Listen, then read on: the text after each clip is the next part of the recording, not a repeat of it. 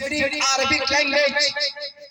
When I completed my Fazila course from Darul Deoband, at the time I was illiterate person about English language. अंग्रेजी कोई बोले, वाह क्या अंग्रेजी बोल रहा है। अगर कोई अरबी बोले बेवकूफ समझते हैं, लेकिन याद रखो जो तहकीक अरबी के अंदर है वो अंग्रेजी के अंदर नहीं है। मैं दोनों का तालिब इल्म रहा। जो प्योरिटी अरबी में है वो किसी और लैंग्वेज में नहीं है। दुनिया की सारी जुबानें बदल जाती है, ग्रामर टूट जाते हैं। बल्कि अंग्रेजी कभी कभी बोलिए, जब उसको अमेरिकन या ब्रिटिश लैंग्वेज में बोलेंगे तो समझ में भी नहीं आएगा।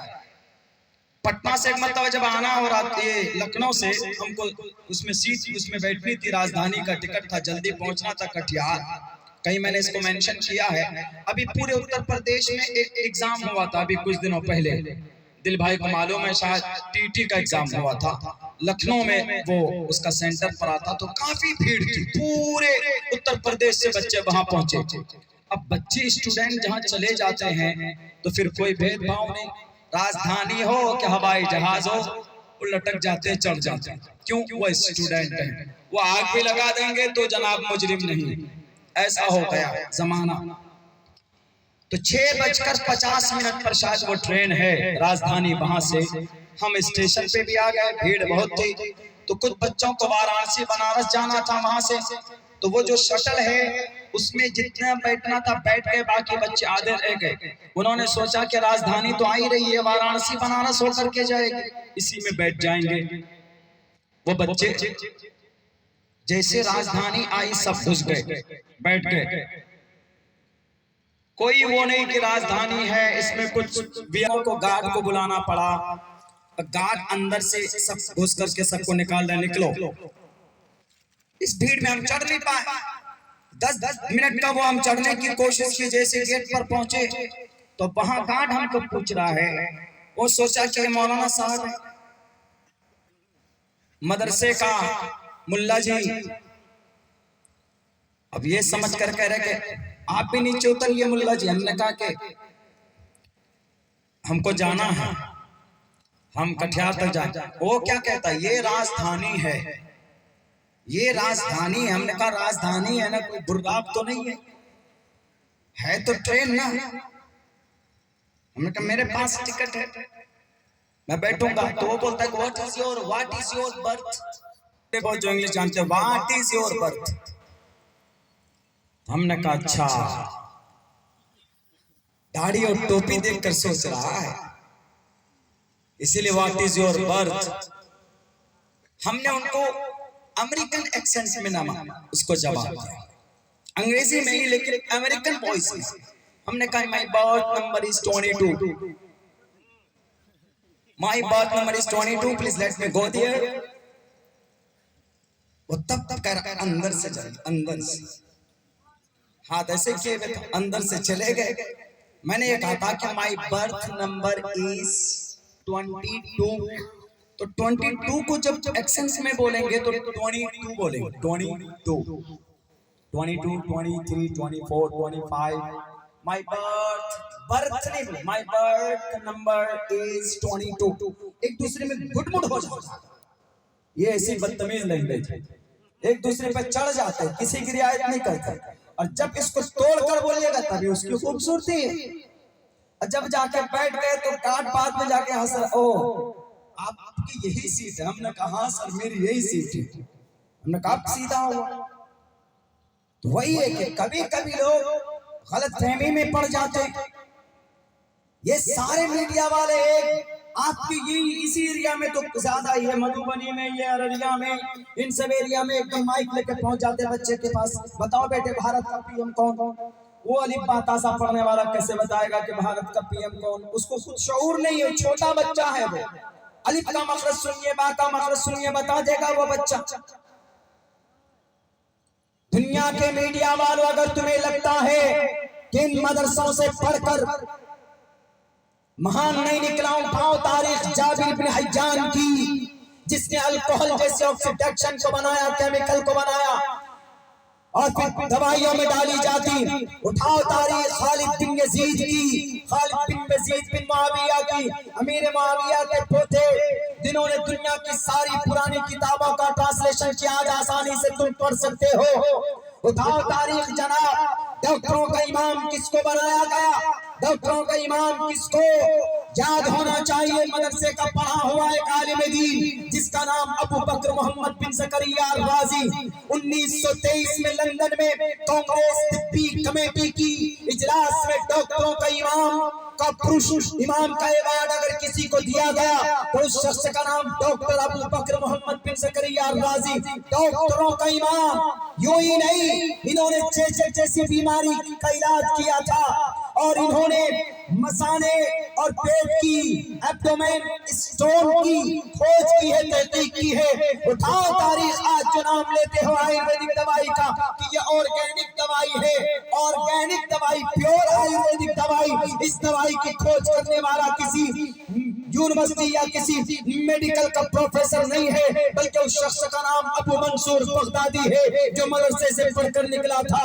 उठाओ अबुल कासिम अम्मार मुस्लिम हो जाए, अंधे हो जाते हो तो किसकी तहकीक पर अमल होती है?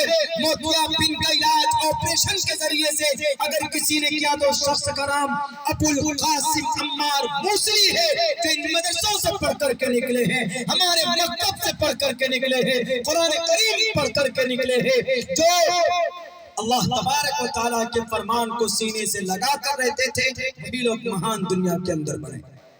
ये किताब जो आज पढ़ाई जाती है, जस्ट राइट नाउ टुडे, आज अबुल कासिम अज़-ज़हरावी दुनिया की दूसरी ऑपरेशन का सारा तरीका और तरतीब किसी ने बताया है तो इसका नाम अबुल कासिम अज़-ज़हरावी। यूरोप में क्या नाम है इसका? अबुल कैस अल-बुकसीस नाम, अबुल कैस अल-बुकसीस, अबुल कासिम का नाम, ये बदल दिया नाम। देखिए ये तारीख हमारी है मेरे मुस्लिम भाइयों, आप ऐसे वैसे कौम नहीं है, आप शानदार कौम है। इससे बड़ी सर्टिफिकेट आपको क्या चाहिए? अल्लाह ने आपको कौम में कुरान करीम में कहा कि आप सबसे बेहतरीन कौम हो इस धरती पर। आपका नाम मैं फैसला करता हूं, कुंतुम खैरा उम्मतिन उखरिजत लिन्नास हुवा सम्माकुमुल मुस्लिमीन, तुम मुसलमान हो, तुम बेहतरीन उम्मत हो इस धरती का। यूं ही नहीं कहा। आज तैयारी चल रही है कि सूरज की रोशनी से कहीं ज्यादा तेज रफ्तार सवारी बनाई जाए, तो अगर कोई बनाता है तो कमाल नहीं, कमाल हजरत आदम की अल्लाह तबारक व तआला के वास्ते से। वअल्लम आदम अल अस्माअ कुल्लहा, अगर कोई बनाता है तो वो भी आदम की औलाद, अंग्रेज भी बनाता है तो अंग्रेज भी आदम की औलाद, इसलिए आदमी बोलते हैं। और आदम को अल्लाह तबारक व तआला ने क़यामत तक वअल्लम आदम अल अस्माअ कुल्लहा, आज अपाची चलाते हैं उसकी जिसने डिजाइनिंग की है, वो डिजाइनिंग दिमाग में आया कहां से? थ्योरी पढ़ा है उसने, लेकिन प्रैक्टिस जमीन थ्योरी अल्लाह तबारक व तआला ने जहन में डाली और अल्लाह ने हजरत आदम के जहन में सबसे पहले दी। और कुरान में दूसरी जगह बयान किया हुआ है खुलूको, पहले मुजारे है, पहले मुजारे का दो तर्जमा होता है, वयखलुकु पैदा करता है या करेगा, कब? 200 साल बाद भी पैदा करेगा। वो किसको? रोबोट को पैदा करेगा, मशीन को पैदा करेगा जो चंद सेकंडों में कहीं से कहीं पहुंच जाएगा। अब वह आदमी बोलता है ओ ये है मोहम्मद रसूलुल्लाह की जिंदगी। आप मोहम्मद रसूलुल्लाह की जिंदगी को फॉलो करें, दुनिया में भी कामयाब, मरने के बाद भी कामयाब। और अल्लाह के नबी अलैहिस्सलातु वस्सलाम को यह पैगाम इशारतन नहीं बल्कि अमलन, जब अल्लाह की तरफ से अल्लाह के नबी को कुछ बनाना चाहते थे तो वही आई ना, इक़रा पढ़ो। तो इसीलिए कहा गया कि अगर दुनिया में कामयाब होना चाहते हो तो अपने बच्चों को पढ़ाओ और खुद भी पढ़ो। दूसरा अश्लो कुरान करीम की इसी आयत से रिलेटेड, बहुनाम जन्मनामन्ते ज्ञानवान माम प्रपद्यते वासुदेवः सर्वमिति समहात्मा सुदुर्लभः। वो बहुत बड़ा भाग्यशाली है, खुशकिस्मत है वो इंसान जो ईश्वर के ज्ञान को हासिल करता है। जिसके अंदर ईश्वर का ज्ञान है तो सुन लो, वो बड़ा खुशनसीब है। मेरे हिंदू भाइयों, अगर हमारे आलिम मदरसे में पढ़ाते हैं, बच्चों को कुरान की तालीम देते हैं, अल्लाह के बारे में बताते हैं, तो वहाँ के लोग, वहाँ के बच्चे भी खुश नसीब हैं, पढ़ाने वाले खुश नसीब हैं, क्योंकि अल्लाह के बारे में जानकारी फराहम करते हैं जमीन पर। आपको ये बात समझनी चाहिए कि नहीं है तो दोबारा वजूद में लाइए। इन्हीं मदरसों से निकल आपके उलमा निकलेंगे। आपका मदरसा है तो उलमा है तो इस्लाम की सही इंफॉर्मेशन आप तक पहुंचेगी। अगर आपके उलमा खत्म हो गए, मफकूद हो गए, तो मेरे भाइयों ये बात कही जा सकती है बड़ी आसानी के साथ में कि आपका अकीदा बदल जाएगा।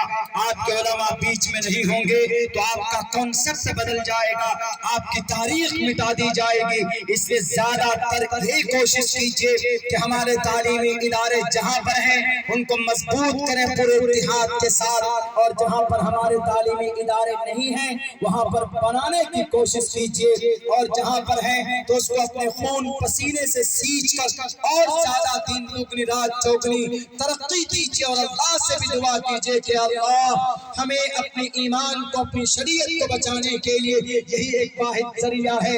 जब अंग्रेज आया था तो 10,000 मदरसों के ऊपर बुलडोजर चलाया था उसने, तब जाकर हमारे उलमा ने, तब जाकर हमारे मुफक्किरीन ने, तब जाकर ये बड़े बड़े इदारों की बुनियाद उन्होंने रखी थी। दारुल देवबंद की, नदवे की, मुस्लिम अलीगढ़ यूनिवर्सिटी की, जामिया मिल्लिया की, तब जाकर उन्होंने बुनियाद डाली थी कि अगर इस कौम के ईमान को बचाना है, अगर इस कौम के अकीदे को बचाना है तो इन तालीमी इदारों का होना बहुत जरूरी। और एक बात सुन लीजिए, आपके बीच में तालीमी इदारों में पढ़ाने वाले जो हमारे उलमा होते, उनको इज्जत की निगाह से देखिए, उनको सम्मान दीजिए, उनको खुदा के वास्ते जलील और रुस्वा मत कीजिए। दुनिया वालों, अगर उलमा को जलील करोगे, अल्लाह एक तरफ कहता है इन्नमा यख्शल्लाह मिन इबादिहिल उलमा, हमारे उलमा जमीन पर अल्लाह की फजीलत को बयान करता। हम अगर बुराई करने पर आए तो गोया ये रिपुटेशन होगा कि नहीं होगा? होगा। कामयाबी चाहते हैं तो नबी की जिंदगी में ढूंढिए, तो इंशाअल्लाह आप जरूर कामयाब होंगे। एक आदमी पूछता है कि मौलाना आपने तो कहा लक़द कान लकुम फ़ी रसूलिल्लाहि उस्वतुन हसना, बहुत अच्छी बात आपने कही, लेकिन ये बताइए कि आज के जमाने में I want to be a great economic man का मतलब मैं बड़ा ताजिर बनना चाहता हूँ। मोहम्मद रसूलुल्लाह की जिंदगी में शेयर मार्केट था ही नहीं। मोहम्मद रसूलुल्लाह की देखो क्यों, he was the biggest economic person in our India, हमारे भारत के बड़े बड़े ताजिर हैं, यही कहेंगे आप, लेकिन नहीं, तिजारत में महान बनना है तो मोहम्मद रसूलुल्लाह सल्लल्लाहु अलैहि वसल्लम की जिंदगी देखिए। सिर्फ तिजारत नहीं, घरेलू मामला हो, आज आपके पास अगर आपके घर में औरतों की तादाद ज्यादा हो, 2 बहनें 3 बहनें हो, आपकी बीवी हो या 2 या 3 बीवी हो, तो इंतशार के शिकार हो जाते हैं।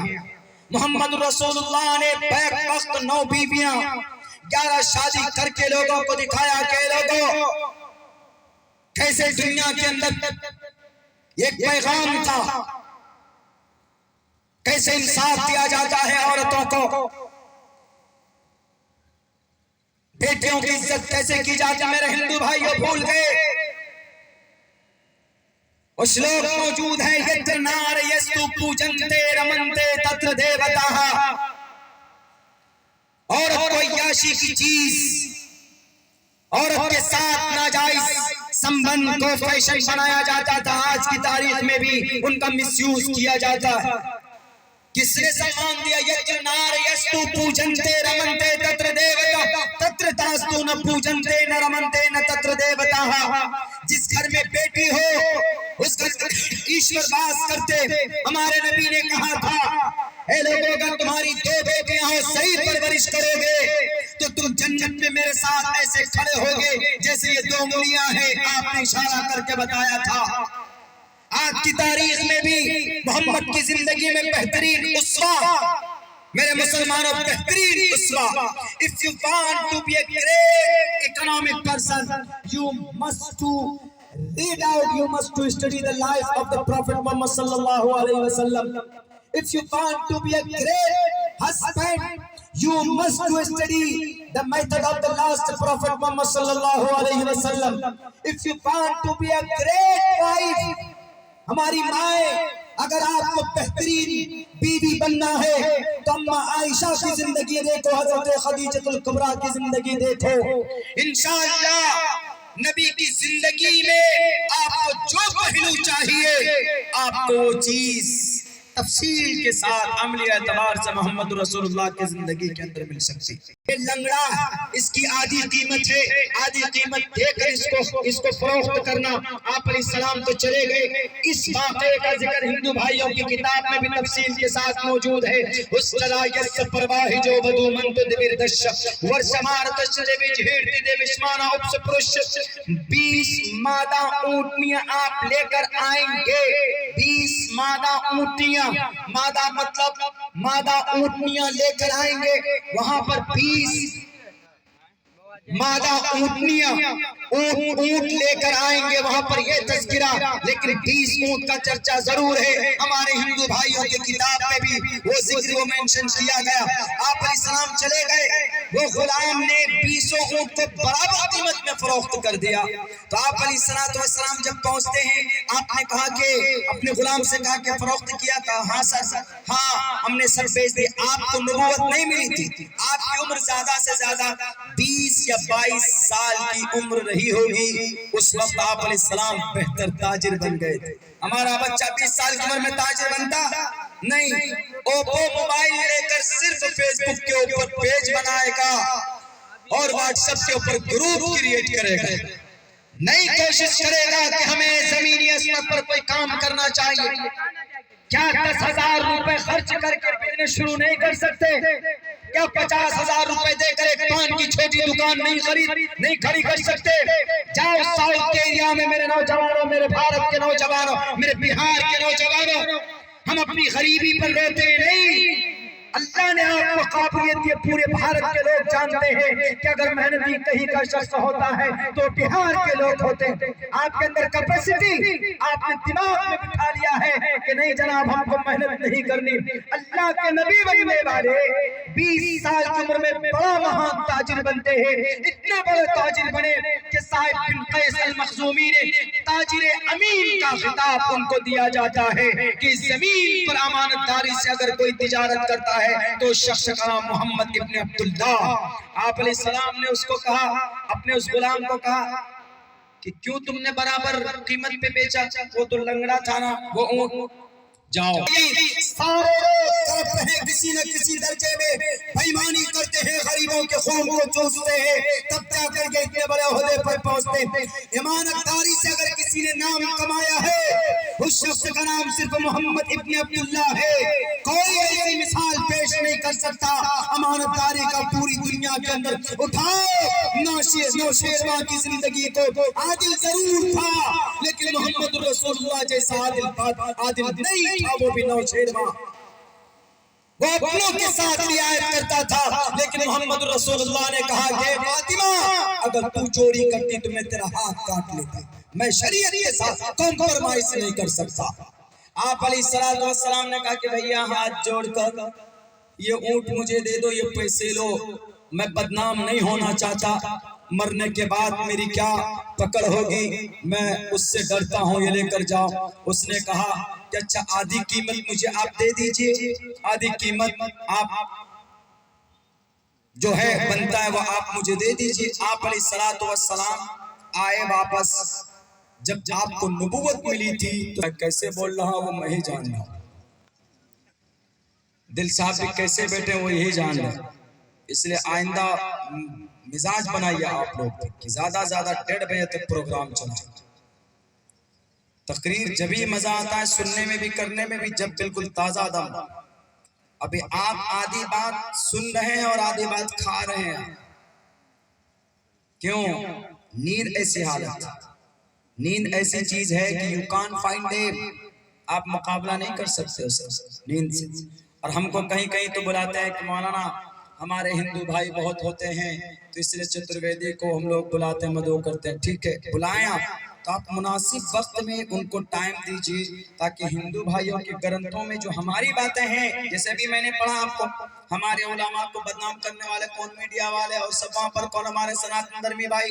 तो इसलिए हमने उसी मंत्र को पढ़ा था, यत्र नारयस्तु पूजन्ते नहीं उदारा सर्व एवैते ज्ञानी तात्मे वमैवतम आस्थिता संयुक्तात्मा मामेवामुत्तमां गतिम। ये भी पढ़ा। और हमने कहा बहुनाम जन्म नामन्ते ज्ञानवान माम प्रपद्यते वासुदेव सर्वमिति समहात्मा सुदुर्लभः। ओम सहना भवतु सहनो भुनक्तु सहवीर्यं कर्मावहै। ये तहकीक है, तहकीक की श्लोक है।